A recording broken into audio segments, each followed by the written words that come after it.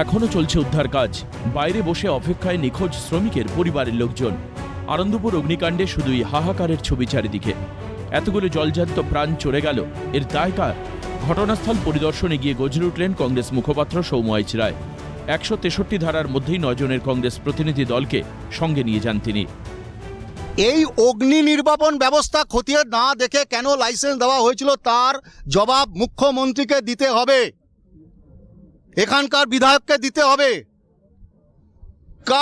কার কথাতে এখানে লাইসেন্স দেওয়া হয়েছিল? এই ফ্যাক্টরির কার কথাতে এখানে এত বড় একটা কোম্পানি তৈরি হয়েছিল জলাভূমি ভরাট করে? কাকে টাকা দেওয়া হয়েছিল? এই বেনিফিশিয়ারি কারা? এরা কি কালীঘাটে লুকিয়ে আছে না কামাক স্ট্রিটে লুকিয়ে আছে? কলকাতা জুড়ে প্রতিবাদের ঝড়। বৃহস্পতিবার কংগ্রেসের তরফে ঘটনার প্রতিবাদে বিক্ষোভ প্রদর্শন। ধর্মতলায় চলে পথ অবরোধ।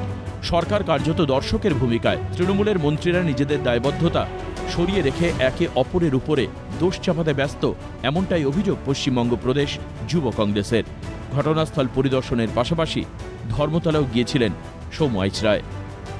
আনন্দপুরে বিধ্বংসী অগ্নিকাণ্ডের ঘটনার পর এবার পথে নামলো পশ্চিমবঙ্গের যুব কংগ্রেসের যারা কর্মী সমর্থক রয়েছেন প্রত্যেকেই। এবং এই মুহূর্তে যে চিত্র দেখা যাচ্ছে, ধর্মতলায় রাজ্যের দমকল মন্ত্রী সুজিত বসুর পুষ্পোত্তলিকা দাহ করা হয়। শুধু তাই নয়, তার পাশাপাশি এই ঘটনায় রাজ্য সরকারের ভূমিকা নিয়ে ক্ষোভ প্রদান তারা। জলাভূমি বেছে দিয়েছে, কিছুই মানেনি। একজন ম্যানেজারকে গ্রেপ্তার করেছে। আরে গ্রেপ্তার করতে হবে, কারা পেছনে আসলে বলুন না, কেন গ্রেপ্তার হবে না দমকল মন্ত্রী? পাওয়ার লাইসেন্স ছাড়া কারখানা হলো কি করে? এত বড় কারখানা, এতগুলো মানুষ, এ কি ফাজলামি হচ্ছে নাকি? ক্ষতিপূরণের দাবি অনেকেই করছেন, তাহলে সেক্ষেত্রে মানুষের জীবনের কোনো মূল্য হয় না, ওটা মুখ্যমন্ত্রীর বোঝা উচিত। জলাজমি ভরাট, অবৈধ নির্মাণ, বেআইনি কারখানা তৈরি, অগ্নি নির্বাপন ব্যবস্থা উপেক্ষা প্রতিবাদে গর্জে ওঠে কংগ্রেস। রাজ্য সরকারের সার্বিক ব্যর্থতা নিয়ে প্রশ্ন তোলেন কংগ্রেসের নেতাকর্মীরা। এই রাজ্যে টাকার বিনিময়ে সবকিছু করা যায়। যত বড় ক্রাইম আছে টাকা দিলে সেই ক্রাইম করা যায়, আর তার লাইসেন্স পাওয়া যায় কালীঘাট থেকে। মুখ্যমন্ত্রী নিজেই ক্রাইম করার লাইসেন্স দিয়ে যান, কিছু টাকার বিনিময়ে কাটমানি দিলে যত রকম বেআইনি কাজ করা যায়।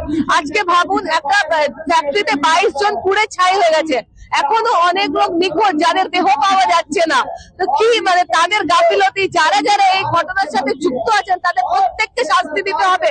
আর যে মন্ত্রী, পুরমন্ত্রী, যার দায়িত্ব ছিল যে ওই ভরা পুকুরের জমিটাকে দখল করে কিভাবে এত বড় ফ্যাক্টরি তৈরি হলো, তার মানে এটা আজকে একটা ঘটনা ঘটেছে, আমরা জানতে পারলাম পশ্চিমবাংলায় এরকম কত বেআইনি কারখানা আছে যেভাবে চলছে, আর এতগুলো মানুষের শ্রমিকের প্রাণ গেছে।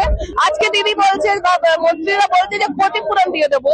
আজকে আপনার আমার বাড়ির যদি কেউ উপরওয়ালা না করে, ক্ষতিপূরণ দিয়ে কি কোনো সমাধান সম্ভব? সেটাই মানে আজকে উপরওয়ালা না করুক, আমার আপনার কারণ বাড়ির কেউ চলে যায়, সেই বাবার বদলে ক্ষতিপূরণ কি হতে পারে? একটা বাচ্চার জন্য তার বাবার বদলে ক্ষতিপূরণ কি হতে পারে? যার স্বামী চলে গেছে তার সিঁদুরের ক্ষতিপূরণ কি হতে পারে? একটা মা যার বাচ্চা ছেলে চলে গেল তার ক্ষতিপূরণ কি হতে পারে? কোনো আইনই মানা হয়নি।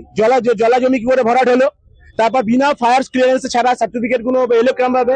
ছোটবেলা থেকে শুনতাম না কি ডাল মে কুছ কালা এর পুরো ডালি কালা মানে টপ চোর বসে আছে নবান্নয়, আর এগুলো সব শাখা পোশাখা।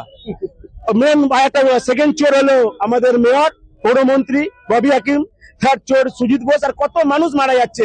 কিছুদিন আগে চাঁদনি বাগের এই পাশে আগুন লেগেছিল, তারপরে বড় বাজার আগুন লেগেছে। রোজ ওই দিনকে যেদিনকে এখানে ঘটনা হচ্ছে মল্লিক বাজার আগুন লেগেছে। তারা এইটুকুনি বাড়িতে 5 তলা পারমিশন পাচ্ছে কিরম ভাবে? তারা কেন ফায়ার সিস্টেম মেনটেন করছে না? মর্মান্তিক ঘটনায় প্রকৃত দোষীদের দৃষ্টান্তমূলক শাস্তি এবং মৃতদের পরিবার প্রতি ক্ষতিপূরণের দাবিতে প্রতিবাদ। বৃহস্পতিবার ধর্মতলায় লেনিন মূর্তির পাদদেশে বিক্ষোভ দেখায় AIUTUC।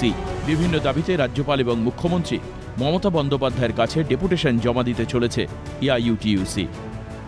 এই যারা মারা গেছেন তাদের পরিবারকে 50 লক্ষ টাকা করে ক্ষতিপূরণ এবং তাদের পরিবারের একজনকে চাকরির ব্যবস্থা করতে হবে। 3, আমরা মনে করি যে যারা আহত হয়েছেন, ক্ষতিগ্রস্ত হয়েছেন, তাদের 20 লক্ষ টাকা করে দিতে হবে।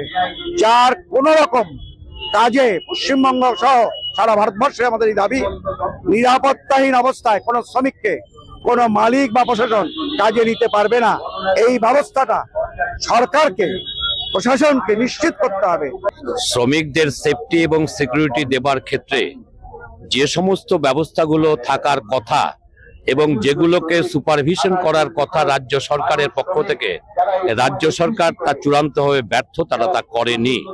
তারই পরিণাম হলো আমরা 21 জন সহনাগরিক শ্রমজীবী মানুষ যারা শুধুমাত্র দুমুঠো ভাতের জন্য কাজ করতে এসেছিল, আজকে তারা স্বজনহারা হলেন, তারা আজকে মারা গেলেন।